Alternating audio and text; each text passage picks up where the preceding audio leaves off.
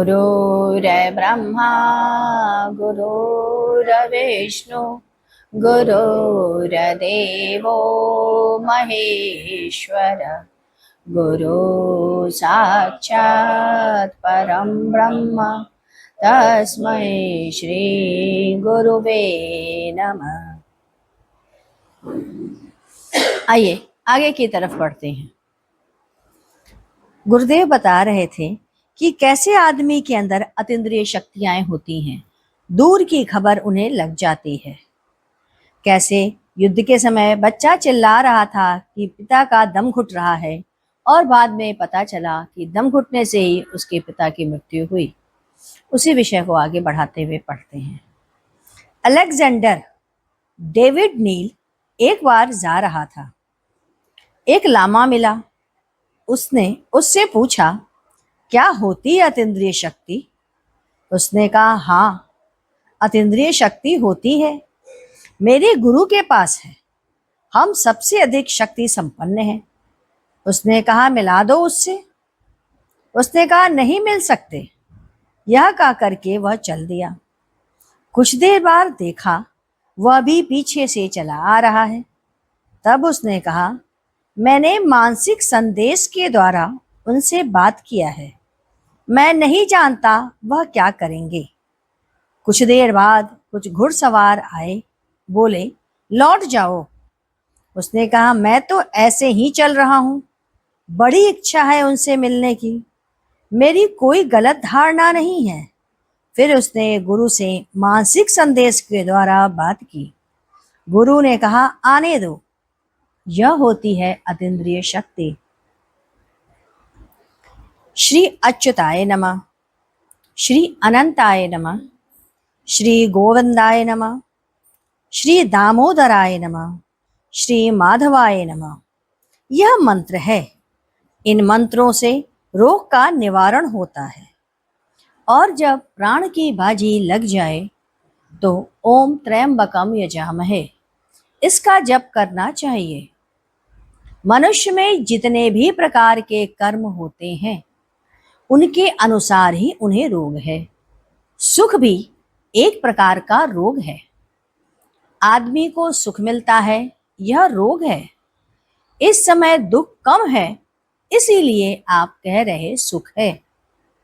आप एक विशाल भवन में हैं, नौकर चाकर सब कार्य कर रहे, सब तरफ सुख से भरा हुआ है, परंतु क्या पेट गड़बड़ है, यह क्या कष्ट है, आप खा नहीं सकते, यह दुख है। दुख तो हमेशा रहता है, पता नहीं चलता।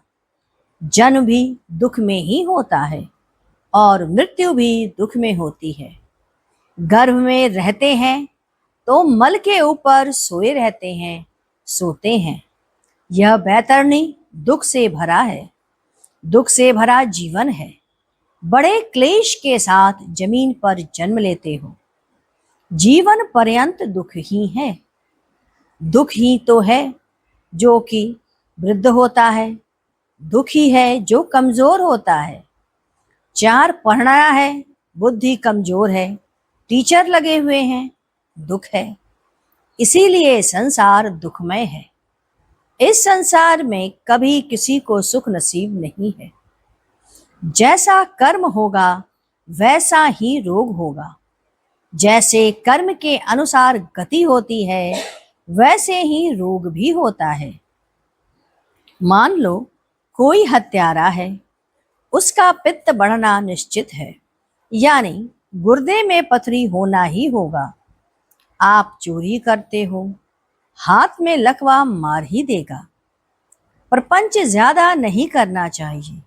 एक समय कान से कुछ सुनाई नहीं देता या बहुत ऊंचा सुनने लग जाते हैं। बहुत भीड़ में रहते हो, यह भी एक रोग है, क्योंकि उसी को डिप्रेशन भी हो जाता है। रोग उन्हीं को पकड़ता है जिनके कर्मों की गति होती है। अच्छे कर्म भी रोग है, विलासिता रोग का ही कारण है। डायबिटीज विलासिता से ही है। अतः कर्म से अकर्म की ओर जाओ, जिसके द्वारा इंद्रियों का सुख और दुख का भोग नहीं है, वह कर्म है। जिस कर्म के पीछे आसक्ति हो जाती है वह हमें बांध देता है। गति से अगति की ओर जाना, यह तब निष्फल वाला कर्म कहलाता है। अत्यधिक क्रोधी हो तो क्या होगा? हाई बीपी तो हो ही जाना है। वाणी जिसकी नुकीली है उसके जीभ पे छाले पड़ते ही हैं। संगीत भी रोग का निदान है। धर्म स्वभाव है, सेवा करना धर्म है। बच्चों को दूध पिलाना माँ का धर्म है। पति की सेवा करना पत्नी का धर्म है। बच्चे को पढ़ाना, शिक्षा की व्यवस्था कराना यह पिता का धर्म है। पति की सेवा करना यह स्त्री का धर्म है। दो तरीके से सेवा की जाती है। पहला, पति की सेवा करना, पति के मन के अनुसार उनकी प्रसन्नता का ख्याल रखना। दूसरा, निरंतर उसके चिंतन में डूबे रहना, यह भी पत्नी का धर्म है। और पति का धर्म है कि पत्नी की हर प्रकार से व्यवस्था कर दे। यदि किसी क्षण वह मर भी जाए तो उसकी व्यवस्था बनी रहे। दूसरा, पत्नी को प्रसन्न रखे ताकि उसके अंदर सदैव मनुष्यता का बोध हो, जिससे पति के माता पिता के प्रति उसका आदर और सम्मान का भाव बना रहे। धर्म उतने पल तक रहता है जब तक सात्विक चिंतन बना रहता। जब तमस आ जाता है तो धर्म नहीं रहता।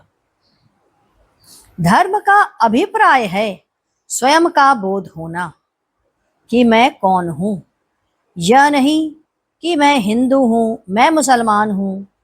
आपका धर्म है परम मुक्ति की तरफ चलना, इस आत्मा को अपने स्वरूप में स्थित करना।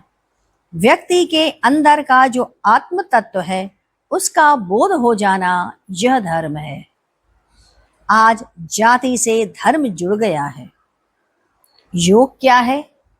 योग के माने ही है आत्मा का उस परमात्मा के साथ मिलन।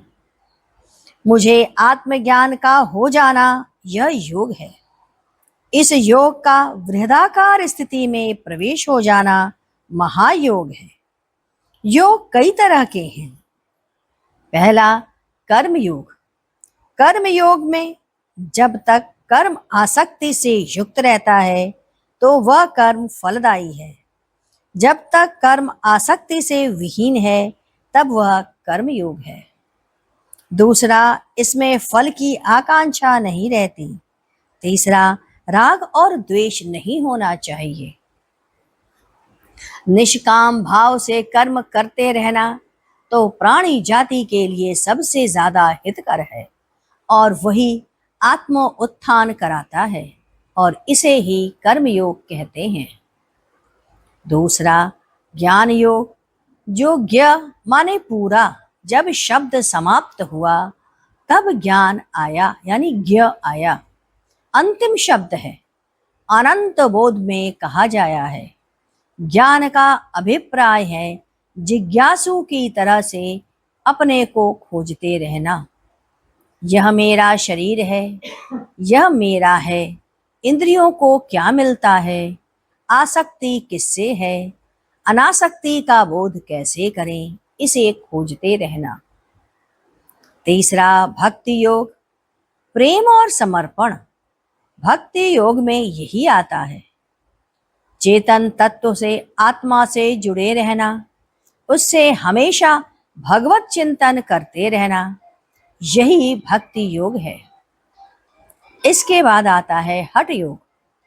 ह माने चंद्र नाड़ी, ठ माने सूर्य नाड़ी।